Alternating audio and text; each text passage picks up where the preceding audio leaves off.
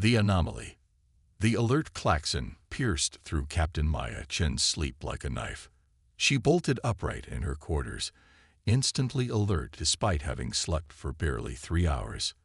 The red emergency lights pulsed in rhythm with her quickening heartbeat. "Captain to the bridge, priority 1," the station AI announced calmly, the juxtaposition between its serene tone and the blaring alarm almost comical. Maya didn't bother with her uniform jacket. Wearing just her undershirt and standard-issue pants, she sprinted through the corridors of Frontier Station Epsilon, the most distant human outpost in the solar system. Her bare feet slapped against the cold metal flooring as she passed panicked crew members rushing to their emergency stations. When the doors to the bridge slid open, the scene that greeted her was one of controlled chaos. Officers moved with precision between stations, their faces illuminated by the glow of monitors and the flashing red alert lights. "Status report," Maya demanded, sliding into the captain's chair at the center of the bridge. Lieutenant Commander Jackson turned from his console, his dark face etched with concern. "Unidentified object approaching from the Kuiper Belt, Captain." It appeared out of nowhere.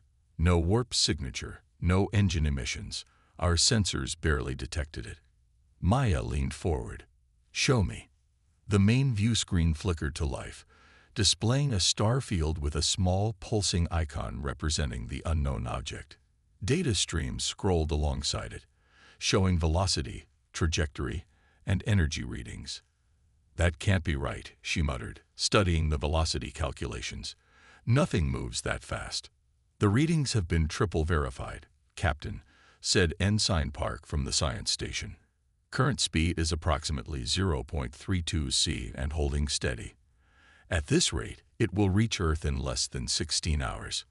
Maya felt the blood drain from her face, nearly 1/3 the speed of light without showing signs of relativity distortion or massive energy output.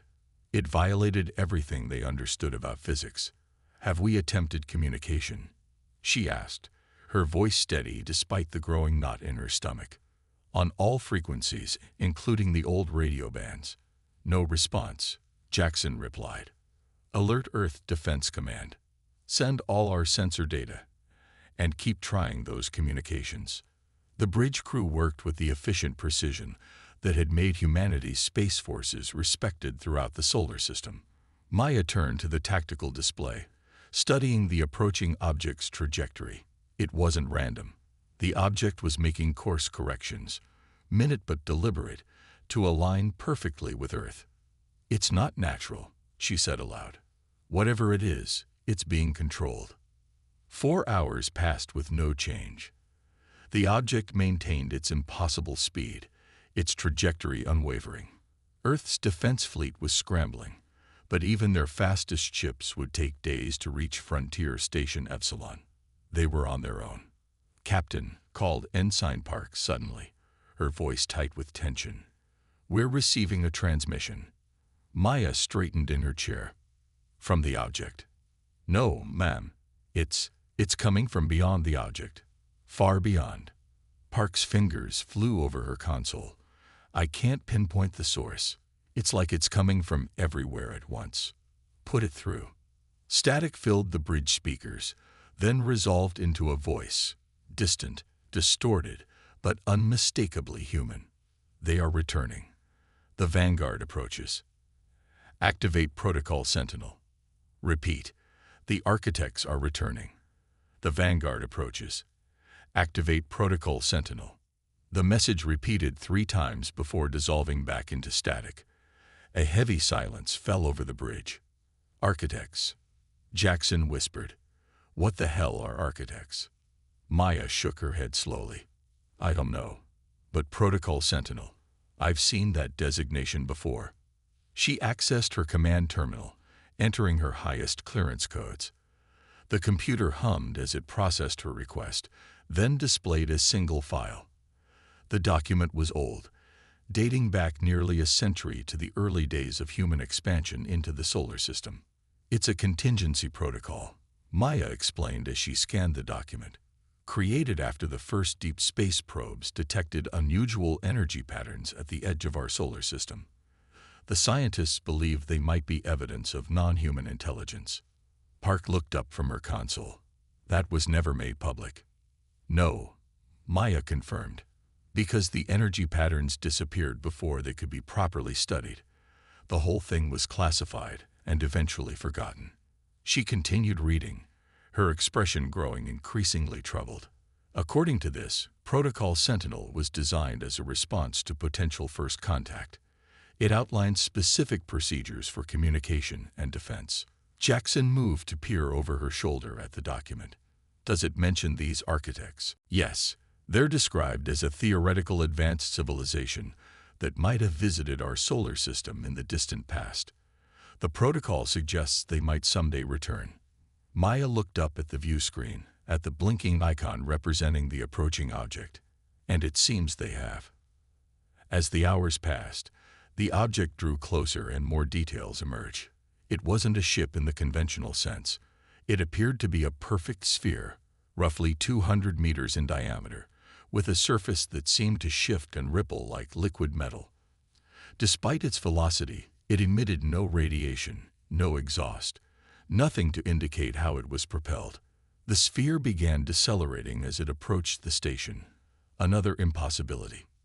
Nothing could slow from such speeds without massive energy discharge, yet the sensors detected nothing. "It's stopping," Park announced, her voice barely above a whisper. Indeed, the sphere gradually came to a relative stop approximately 10,000 kilometers from the station, close enough to be clearly visible through the station's telescopes, yet far enough to pose no immediate threat. "They're scanning us," Jackson reported as alerts flashed across his console. "Broad spectrum analysis. They're being thorough." Maya tensed. "Are they attempting to access our systems?" "Negative. They're just looking." The surface of the sphere suddenly shifted, ripples spreading across it like waves on a pond. A portion of its surface began to change color, transforming from metallic silver to a deep blue. Patterns appeared, geometric shapes arranged in sequences. "It's a message," Park breathed, her fingers already working to analyze the patterns. Mathematical sequences, prime numbers, followed by... Wait. She looked up, her eyes wide. "Captain, they're sending us a first contact protocol." "Our first contact protocol." Maya stared at the view screen in disbelief. "That's impossible. That protocol was developed 50 years ago, and it's never been used." "But it's exact, down to the last sequence," Park insisted. "It's as if they've studied us, prepared for this moment." "Or they've been here before," Maya murmured. The sphere's surface shifted again, and a new pattern emerged. This time, it wasn't mathematics but an image, a simplified representation of the solar system, with Earth highlighted. Then, beyond Earth, in the vast emptiness between stars, appeared another symbol. Something massive, shaped like a swarm, moving toward the solar system. "They're showing us something coming," Jackson said, his voice tight. "Something big." The image changed again, showing the sphere, the vanguard, positioned between Earth and the approaching swarm. A defender, a sentinel. Understanding dawned on Maya like a cold wave. "They're not here to attack us," she said slowly. "They're here to warn us, to help us." As if in response to her realization, the sphere's surface began to part, opening like a blossoming flower. Within the opening, a soft light glowed, and a smaller object emerged, a shuttle, its design elegant and alien, yet somehow familiar in its proportions. "They're sending someone to talk," Maya said, rising from her chair. "Prepare the main docking bay. Alert Earth that first contact is imminent." She paused, then added, "And tell them we may have a much bigger problem heading our way."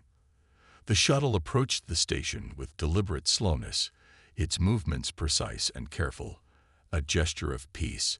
As Maya watched it approach, she couldn't shake the feeling that this meeting had been ordained long ago, that humanity was about to learn its true place in a much larger, much older story. The final line of Protocol Sentinel echoed in her mind. "When they return, remember, they chose us for a reason." As she headed to the docking bay to meet humanity's first confirmed alien visitors, Captain Maya Chen wondered what that reason might be, and whether humanity would prove worthy of it. The Vanguard. The docking bay hummed with tension as the alien shuttle completed its approach sequence. Maya stood at the front of the reception committee, flanked by her senior officers and the station's security team. Despite their rifles, she knew they stood little chance if these beings proved hostile. The shuttle settled onto the deck with barely a sound, its pearlescent hull gleaming under the bay's harsh lights. For several long moments, nothing happened.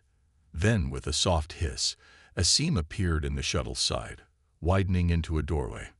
The figure that emerged was bipedal, humanoid, and yet unmistakably alien. Tall and slender, with skin that shimmered with an iridescent quality, like oil on water.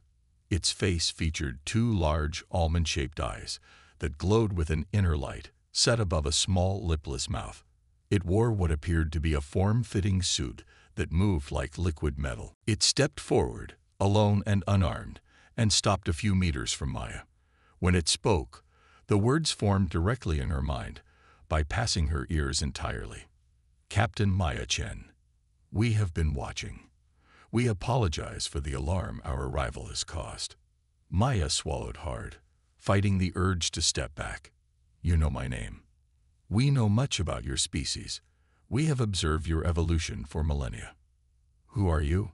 Maya asked, her voice steady despite the churning in her stomach. I am Sentinel Vol, emissary of the Architects. The alien inclined its head slightly. In your terms, I might be called a guardian or protector. My purpose is to warn and to prepare. Warn us about what? Vol gestured, and a holographic display materialized between them, showing the solar system and the vast emptiness beyond. They are called the Void Swarm by most species who have encountered them. They consume, they assimilate, they leave nothing. The hologram zoomed out, revealing a massive cloud of particles approaching the solar system, billions of tiny objects moving as one entity. They have destroyed 12 civilizations in this spiral arm alone, Vol continued. They will reach your system in 19 of your days. Maya felt the blood drain from her face. 19 days. That's not enough time to prepare, to evacuate. Evacuation is not possible, Vol interrupted. The swarm moves too quickly, covers too much space, and they are drawn to the energy signatures of your technology. If you flee, they will follow. Then why are you here? Maya demanded. Just to tell us we're doomed. No, Val's mental voice carried a hint of what might have been respect. I am here because your species has potential. The Architects saw it long ago, when they first visited Earth. The Architects visited Earth. When? What you call your prehistoric period. They observed your ancestors, recognized a unique adaptive capacity. They left markers in your genetic code, dormant potentials that would awaken when needed. Jackson stepped forward. You're saying they experimented on us. They guided you, Vol corrected. They saw what you could become. Maya's mind reeled with implications. And now these Architects want us to fight this swarm. Why don't they fight it themselves? The Architects ascended beyond physical form long ago. They cannot directly intervene. But they created guardians like myself, and we seek out species with potential to join the defense. So we're just cannon fodder, Jackson muttered. No, Vol replied. You are hope. Your species adapts, innovates in ways others cannot. You think differently. And the swarm has never encountered humanity before. The message from the sphere now made sense. The Vanguard, Val and his ship, had been sent ahead to prepare Earth for what was coming. Not to save humanity, but to recruit it. Within hours, the station's communication array was overwhelmed as Earth's governments demanded information. Military vessels altered course, racing toward Frontier Station Epsilon. Global panic spread as news of the alien arrival leaked despite official attempts at containment. Maya found herself in the unenviable position of mediator between an alien emissary and increasingly desperate human authorities. Earth's United Defense Council convened an emergency session, broadcast directly to the station's conference room. This could be an elaborate deception, General Watkins argued, his holographic form pacing back and forth. A pretext for invasion. To what end? Maya countered. If they wanted to destroy us, that sphere could have done it without warning. They're moving at speeds our weapons can't track. Admiral Zhou leaned forward. Captain Chen, can you verify this swarm actually exists? Our long-range sensors are detecting unusual energy patterns consistent with Val's descriptions, Maya replied. And the sphere has provided sensor technology that extends our range. The swarm is real, and it's coming. The debate raged for hours. Some military leaders advocated immediate aggression against the sphere, arguing it was better to die fighting than trust an unknown entity. Others recognized the futility of such action. In the end, pragmatism won out. If the swarm was coming, humanity needed every advantage it could get, including alien assistance. With reluctant approval from Earth, Maya worked with Val to prepare defense strategies. The sphere contained advanced technology that could be adapted to human systems, weapons, shields, and sensors far beyond current capabilities. These improvements will not be enough, Val admitted as they reviewed the plans. The swarm adapts quickly. They will overcome technological advantages. Then what's the point? Maya asked in frustration. The point is to buy time, to create an opportunity for your species to demonstrate its unique quality, which is unpredictability, creative problem-solving, what you might call thinking outside the box. Val's mental voice carried a hint of what might have been amusement. It is why the architects mark your species.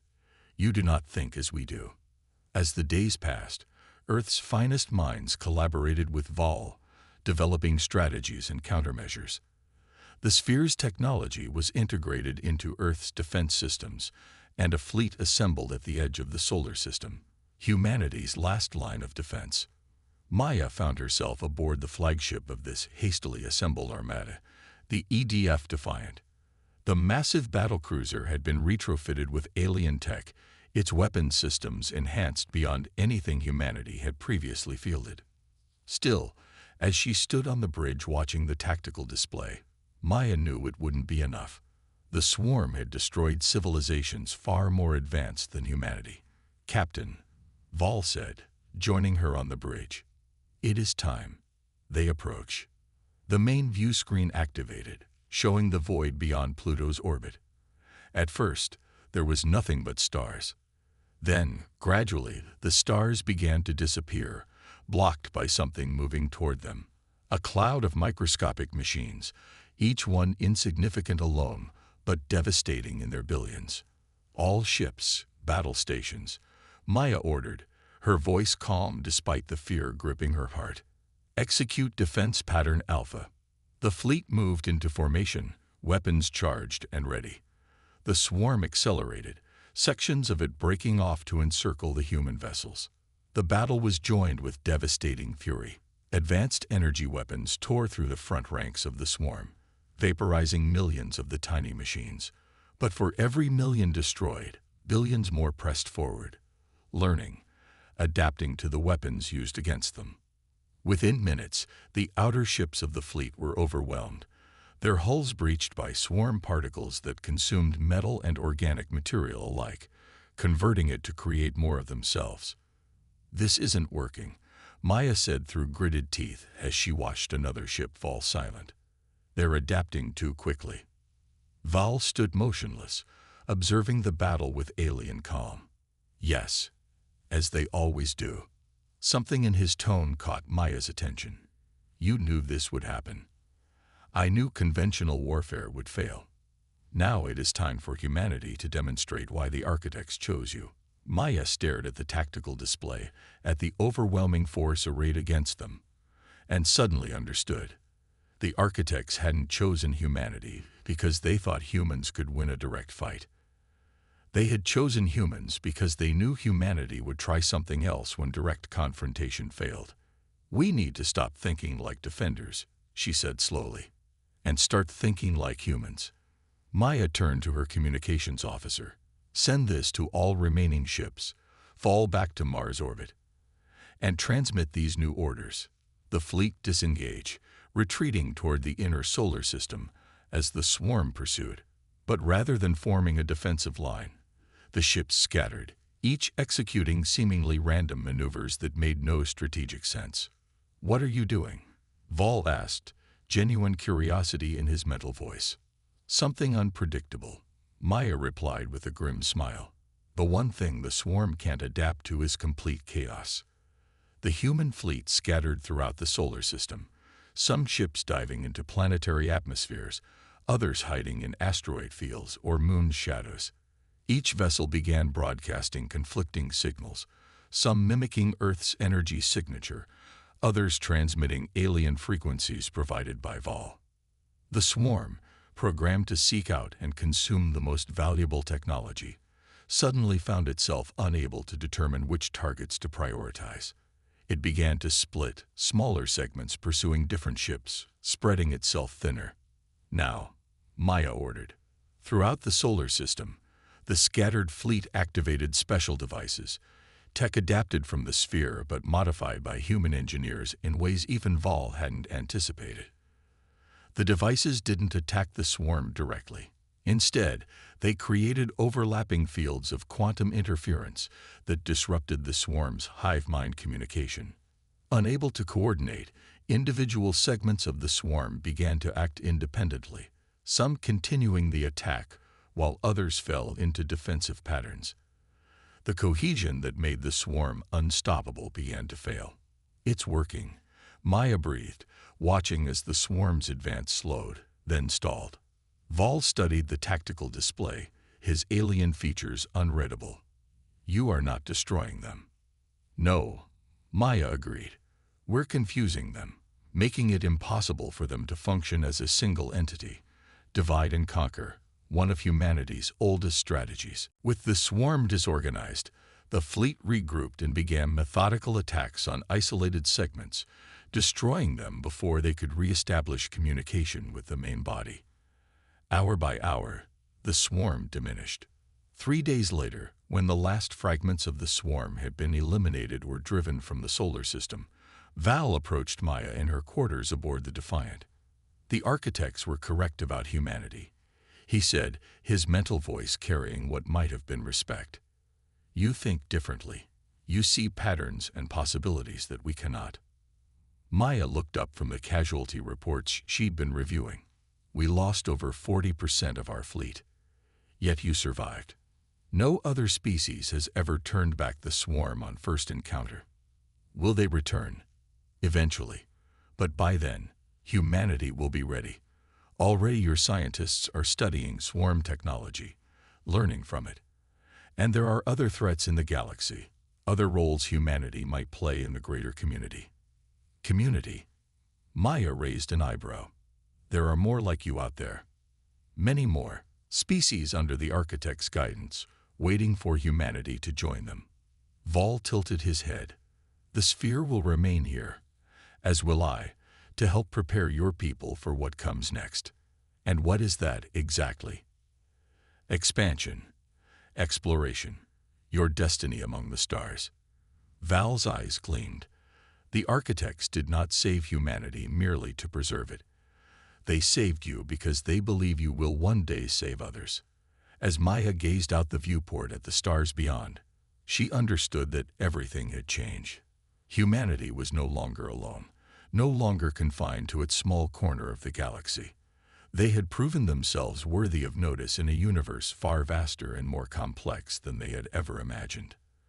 And somehow, against all odds, they had given that universe something it desperately needed. A new way of thinking, an unpredictability that even the most ancient beings found valuable. Humanity had taken its first true step into the galactic community, and the galaxy would never be the same.